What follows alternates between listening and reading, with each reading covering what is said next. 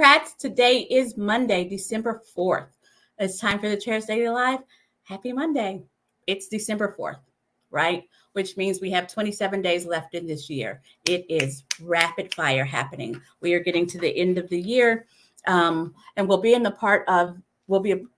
time zone where people start thinking about the elections. As you know, I've been thinking about the elections all along, and we all need to be thinking about the elections.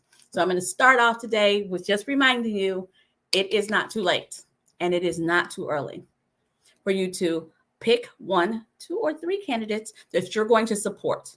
And you're going to support them with your time, your talent, or your treasure. You're going to donate to them. You're going to go knock doors. You're going to do phone bank. You're going to tell people about them. You're going to support those candidates. Now is a crucial time. People think that it's after the primaries. That is an important time. But right now, while candidates are still trying to make sure that they have an infrastructure built, that they can raise enough money to do the things that they need to do and be ready for filing, now is that crucial time. Now is the time when I need people paying attention, because in April, when people find out who's running and who's not running, it's too late. It's too late, and people will come around and be mad or be happy. But at that point, it's already a done deal. Right now, we can pick our candidates or decide to run, and we can support our candidates so that they make it in order to file. There are candidates that are filing right now this week for school board and for city council, and there's a lot of other things that are going to be on the ballot in February, but there is a ballot next week. In Oklahoma City, there's the arena, the whole arena issue is going to be on the ballot next week, right? Our special election, Larry Bush, running for Senate in Lawton, Senate District 32, on the ballot next Tuesday. There are always elections going on. There aren't always people paying attention, but there are always elections going on. And so I just need folks to pay attention and to show up. If Democrats and reasonable Republicans, choked on that one, show up next Tuesday. If they show up next Tuesday and vote for Larry Bush, we will have more balance in the state Senate. And that is what we need to get common sense legislation across the board. That is what we need to wrestle our legislature back away from the extremes. So it's Monday, and I didn't want to start out with this number, but I have to tell you, it's Monday. So far this year, there have been 713 mass shootings. So far this year, 713 mass shootings. And if you watch me every week, the part where I explain what a mass shooting is probably annoying, but I have to. 713 mass shootings, that's where 4 or more people were shot, not including the shooter. So I'm only tracking the mass shooting. We're not tracking the one-offs. We're not tracking where one person shoots 3 people. That one doesn't even count. It's where there were 4 or more people shot. And there have been 713 instances in the United States in 2023. That's almost two a day for every single day. It's a little nuts. Actually, it's more than 2 a day for every single day thus far. It's dangerous and it's scary. And yes, it is past time for us to have common sense conversations about common sense gun laws. 713 mass shootings in 2023 in the United States. Okay, so that was pretty heavy. So let me come in with some good news. Today in Oklahoma City, they launched their rapid transit line, which is a bus, an express bus in Oklahoma City from Northwest Oklahoma City to downtown. It takes about 10 to 12 minutes, and it runs every 10 to 12 minutes. So if you live in Northwest Oklahoma City and you work downtown, you can hop on a bus that'll take you straight, with very few stops, straight to Oklahoma City, and you won't lose a lot of time. You won't get stopped in traffic. You'll be doing something for our climate, all the good things. And I really hope that this takes off. I was having a conversation with staff earlier today that I've lived in towns that had mass transit that people used, and it was great.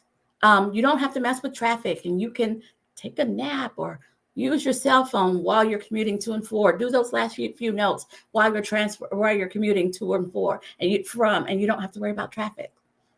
I hope it takes off. I get tired of saying that Oklahoma is not a pedestrian friendly state. We need rapid transit. We need public transit. We need to adopt ways to reduce our carbon footprint. And this is one. And so I'm hoping for all kinds of success for the rapid transit line in Oklahoma City. But now I got to talk about other stuff. Our superintendent of public instruction is the featured keynote for the holiday party for Moms for Liberty, and I'm sure it's a Christmas party for Moms for Liberty. He is the keynote speaker for their December meeting. That is doubling down on I support Moms for Liberty. And it sounds good, right? But in their leadership, they have child abusers, they have wife beaters, they have dregs of society in their leadership. Right. And in every organization, I hate to say, there are probably people who aren't great, but in their leadership, this is who they have. People who have been arrested for these things, people who are still awaiting trial for these things, and people who have been convicted for these things. Yet they purport to be the ones who want to set the standard for kids in Oklahoma public schools. And though he wants to talk about anti-wokeism and indoctrinating, I don't know. I think I'd rather, if I had a kid, I think I'd rather them be there learning about the full history of our nation, the full history of our state, from somebody who wasn't arrested for child molestation, somebody who wasn't arrested for beating their spouse or their intimate partner. But that's where our superintendent of public instruction is aligning himself. Kingfisher. I've talked about this now for more than a year. There was a coach in Kingfisher who was accused of hazing folks, making them do push-ups naked and encouraging fights and just really horrible, heinous things. He left Kingfisher and now is on paid leave at Western Heights School in Oklahoma City. Why am I talking about this now? That case was already settled, and this guy has moved on.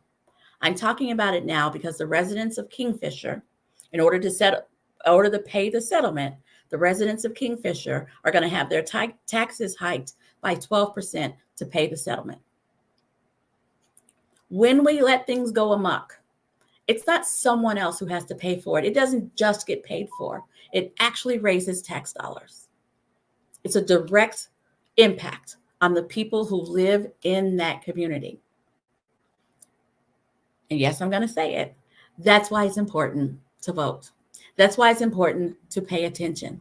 That's why it's important to make sure that everybody you know is paying attention. Because folks who don't have kids or folks who were like, boys will be boys and he's toughening them up or whatever, that's fine. Now, the folks of Kingfisher, their taxes are going up 12% to pay for this guy who was just doing what coaches do. Because that is what was said, just doing what coaches do. It wasn't that big of a deal. Residents of Kingfisher, voters or non-voters, their taxes are going up 12%. We've got to pay attention. We've got to vote. And when I talk about, we got to vote for things like that. We got to vote for common sense gun laws. We got to vote in most of our big cities in the state. We've taken to criminalizing homelessness. We got to vote for humanity. Just plain old humanity. So for the people, when you're talking to people and people say, my vote doesn't matter, who cares? It does matter. It does matter. It matters on a local level, criminalizing homelessness, condoning child abuse, all that. It matters on a local level. It matters on a federal level. We have a Congress. It took them 3 times to oust George Santos when it was clear and obvious that he was doing campaign finance fraud. We have a Congress who isn't concerned about our democracy. We have a Congress who is more interested in fighting the president than moving forward with what we need to get done. It is important to vote for every level. And I feel like I have to say this over and over again as we lead into 2024, because all people are going to be talking about is the president, right? The presidency. But we'll be voting for all 5 of our congressional districts. We'll be voting for all 101 of our state house districts. We'll be voting for 24 of our state senate districts, and countless and numerous school boards, city councils, county commissioners. All of those affect our lives in different ways, and it is important that we pay attention to the entire ballot, because the lower it is on the ballot, the closer it is to your house, the closer it is to affect you on a daily basis. So you're going to hear a lot from me in the next 11 months about why it's important to vote. Why it's important to vote. Why we have to vote every time the precinct is open. So I'm starting early. I'm starting at 11 months out. Thanks for joining me. I'll be back here tomorrow at 4:15. And be sure and join Scott Hamilton on the Hamilton Report tonight at 6:30, in the same way that you're joining us here. Tonight at 6:30, the Hamilton Report. Guys, have a great evening.